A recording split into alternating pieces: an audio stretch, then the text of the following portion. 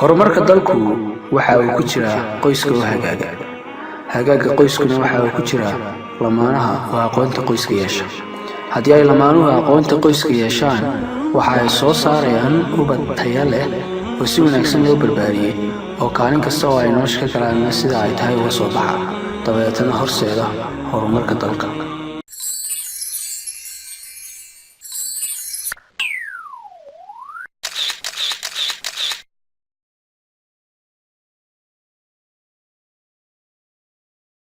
maanta waxaynu ka hadli doonaa aqoonta furiinka inagoo ka soo dheeganayna diinteena islaamka iyo waxay ka tiri duuliyaha diyaaradda duuliyaa ma barta oo kaliya sida diyaaradda loo kiciyo balse sida oo kalena waxa uu bartaa sida diyaaradda loo dejiyo.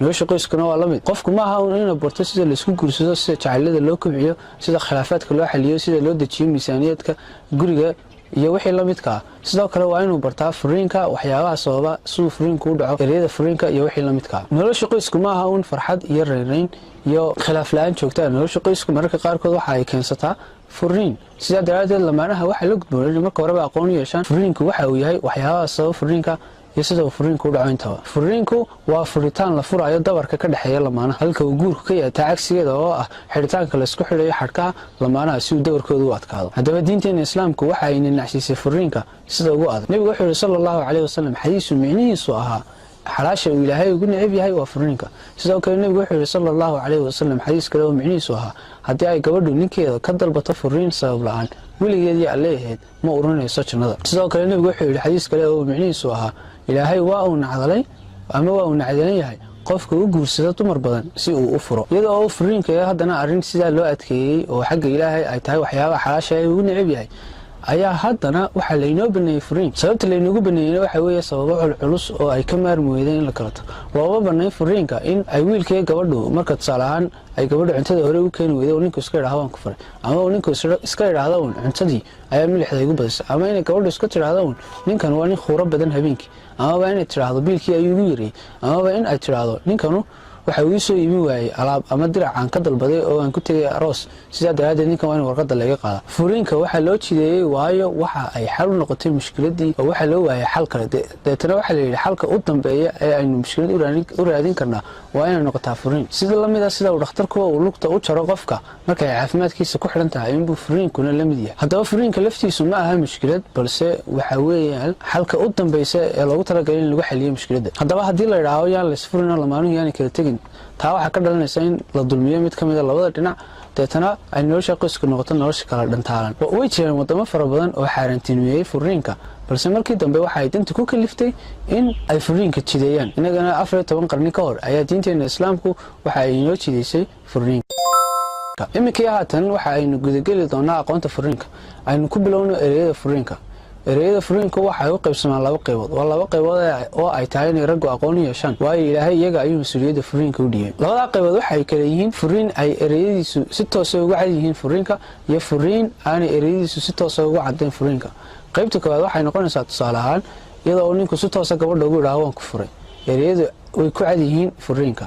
nabiguna wuxuu yidhi sallallahu calayhi wasallam xadiisu micnihiisu ahaa saddex kaftankooga iyo dhabtooda waa isku mid. mid ka mid waxa uu ahaa furiinka. sidaa daraadeed hadduu ninkuba ku dhawaaqo waan ku furay gabadh yahay, saas ayay uga furan tahay xitaa haddii uu kaftamayo. qaybta labaad ee ah furiinka ay ereyadiisu dahsoon yihiin waxa weeyaan in sida tusaale ahaan inuu ninku idhaahdo gurigii nin qabo.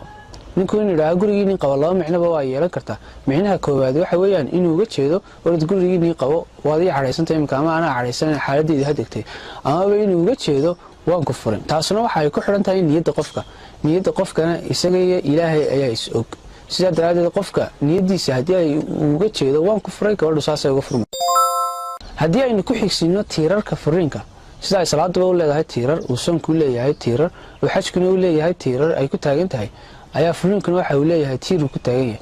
gebiga furiinka waxa uu ka kooban yahay hal tiir. halkaasna waxa weeye waa ku dhawaaqista ereyga waan ku furay. marba haddii uu ninku ku dhawaaqo ereyga waan ku furay, gabadhaas sidaas ayay uga furmaysaa, waxaanu buuxiyay halkii tiir ee looga baahnaa furiinka. sidee ayaa ugu dhacaa furiinka sharciga ah? gabadha markii aad nin yahay guursanaysay waxaad ku guursatay si waafaqsan sharciga. sidaa daraadeed furiinkuna waa inuu noqdaa mid waafaqsan sharciga. si uu furiinku sharciga u waafaqsanaadana waxaynu ka eegaynaa afar dhinac. dhinaca koowaad waxa weeye waa inuu furiinka sababay sabab aad u culus oo xalka ugu dambeeya uu khilaafan yahay ama baahiyo aad u culus oo loo baahan yahay oo laga waayo noloshii qoyska, sida in labada lamaanood mid ka mid ah uu madhale isku dhacay deetana aanu ka kale noolaan karin ilaa uu badalo mooyaane. markaa sidaynu hore usoo sheegnay marnaba furiinka looma jeedinin in laisku furo waxyaabaha maalayacniga sida habeen oo dhan bay gabadha khuurisaa iyo cuntadii milixda kusoo badisay iyo wiilkii iga jaray ama dharkii aan doonayay ayaa igu soo imi waayay amaba TV yar oo nooc yar oo gaar ah u samaysan ayaa guriga soo dhigaya. dhinaca labaad ee laga eegaya waxa weeye in aanay gabadhu ku jirin toddobaadka marka uu furiinku dhacayo. nabigu sallallahu alayhi wasallam aad iyo aad ayaa ugu xanaaqay ibn Umar markii uu gabadhiisa furay iyada oo toddobaadka ku jirta. waa kii nabigu ku yiri sallallahu alayhi wasallam cisho gabadhaada. sababta loo jideeyay in aan gabadha xilliga la furino waa laba arrimood. arrinta koowaad waxa weeye gabadhu waxay ku jirtaa marxalad culus oo ka duwan dabeecadaheedii hore oo la soo daayay hormoonno tiro badan oo deetana gabadha habdhaqankeedii oo dhan bedelay. marka ninku maba haba in ku furo gabadha isbedel aan iyadu sabab u ahayn. arrinta labaad waxa weeye waxa ay ninka siinaysaa waqti uu ku fikiro si uu uga noqdo furiin. dhinaca saddexaad aynu ka eegaynaa waxa weeye si uu furiin ku noqdo mid waafaqsan sharcigu waa inaanu gabadha furin xilli ay daahirtay kadib deetana uu galmooday. waa inaanu ninku gabadha furin marka uu galmoodo kadib markii ay caadada ka meedhato. si uu ninku gabadha u furo oo furiinkaas sharci u noqdo waxaa la gudboon ninka oo sharcigu inoo jideeyay inuu gabadha furo kadib marka uu dhiigu mar labaad ka imaado oo aan weliba u galmoonin marka labaad. arrinta afraad ee laga eegayo inuu furiinku yahay furiin sharci waxa weeyaan in uu furiinku noqdo un hal mar, inaanu ninka odhan saddexda waa israaciyay wax la mid ah. arrintaasina waa dembi aad u weyn in ninku yidhaahdo saddexdiiba waad iga tahay. nabigu sallallahu alayhi wasallam mar loo sheegay nin gabadhiiba saddexdii dalqadoodba isku raaciyay waxa uu yidhi ma waxa aad diintii ku ciyaaraysaan anigoo weli dhexdiina jooga. sidaa daraaddeed waa xaaraan inuu ninku yidhaahdo saddexdiiba waan raaci. haddaba ninku gabadhiisa waa uu soo ceshan karaa haddii aanu gabadha 3 jeer furin, laakiin waxa uu sugayaa intay cidad baxayso. gabadha toddobaadku ka socdo cadad baxeedu waxa weeye waa 3 cadad bax. gabadha aan uu dhiig ka joogsadayna cadad baxeedu waa 3 bilood. gabadha uurka lehna cadad baxeedu waxa weeyaan marka ay ilmaha dhigto. bulshadeena Soomaaliyeed marka la eego waqtiyada dambe furiinkii ayaa ku bad. sababta wax kale ma aha waa marka ugu horeysay mas'uuliyadii baan u carbisnay, waa marka labaad ee waxa la aqoonay sababaha culus ee la isku furo, waa marka saddexaad ee habka xalinta khilaafaadka ma garanayaanba.